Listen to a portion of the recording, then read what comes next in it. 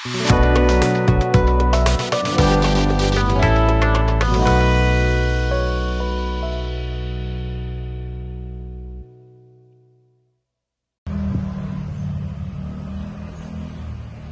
datang di SMK Negeri 2 Bisnis dan Manajemen Kota Jayapura.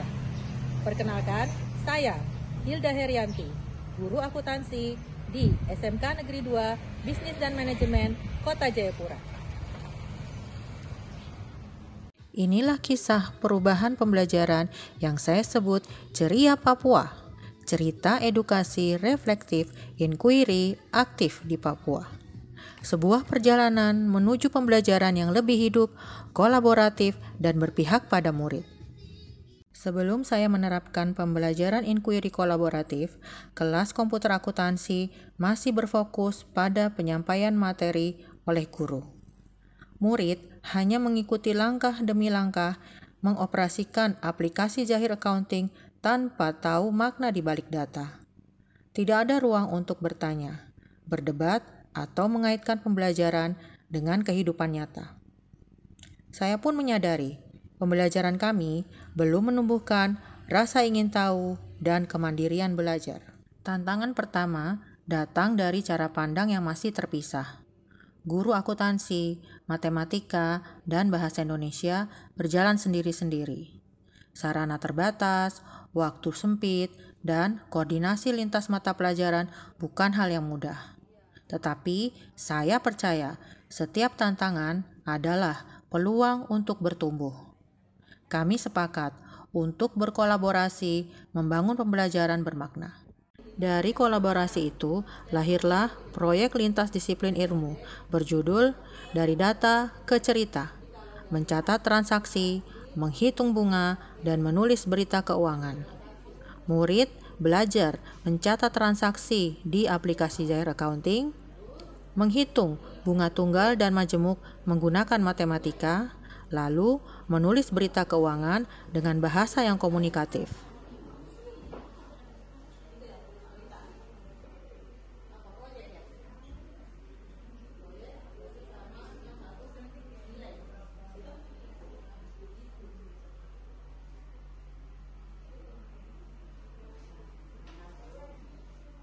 Saya membagi mereka dalam kelompok kecil. Setiap murid punya peran. Ada yang operator akuntansi, analisis keuangan, reporter, dan koordinator.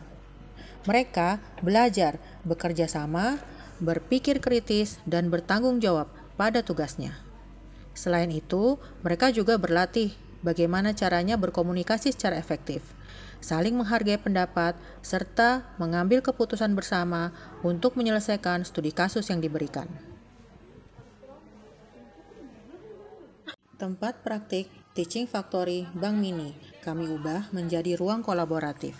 Di sini, murid berperan layaknya karyawan profesional. Mereka menyelesaikan transaksi, menghitung bunga, menyusun laporan keuangan, lalu menulis berita keuangan. Saya tak lagi memberi instruksi. Sebaliknya, saya membimbing dengan pertanyaan-pertanyaan reflektif. Dengan cara ini, pembelajaran menjadi lebih hidup, berpikir kritis, dan berkarakter.